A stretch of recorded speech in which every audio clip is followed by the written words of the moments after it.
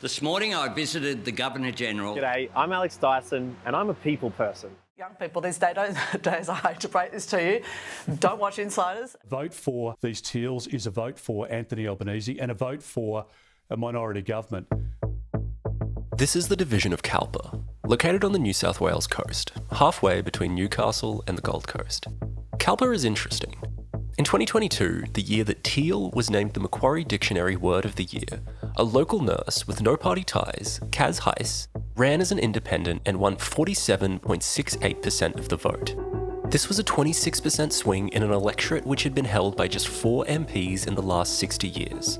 All men, all members of the National Party. Now, polling backed by Climate 200 suggests she's on track to finish what she started. In 2022, independents, mostly women, flipped some of the coalition's safest Liberal seats: Sydney, Melbourne, even Perth. Their wins weren't just electoral upsets, they changed the shape of federal politics. They ousted future leaders, gutted the coalition's moderate base, and left Peter Dutton at the helm. The loss of these blue ribbon seats was a disaster for the Liberals. The only slight comfort was that all of them were of a particular type. The voters in these electorates were wealthy, highly educated, and relatively socially progressive, attracted to the Teals' promises on climate, the treatment of women, and integrity in government.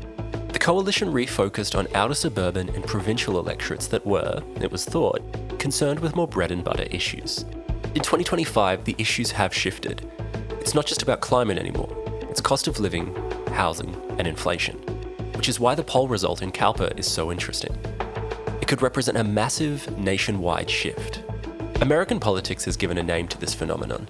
The increasing number of people who reject both major parties are called double haters. In the US, where voting is optional, they mostly stay at home. In Australia, they tend to spray their votes around unpredictably among non-major candidates, meaning in Australia, no seat is safe.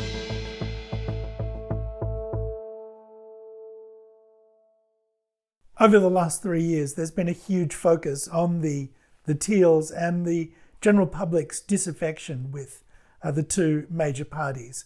These are a group of voters that are known in the US as double haters, voters that are disaffected with the two major parties. And I think that disaffection with the major parties has given Climate 200 the confidence to try to get more so-called community independents or Teals into Parliament at this election. So Climate 200 have high hopes of taking more seats from the coalition at this election.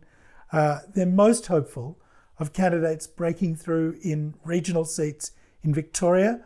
I think the first one is the seat of Wannon. This is Malcolm Fraser's old seat in the western districts of Victoria.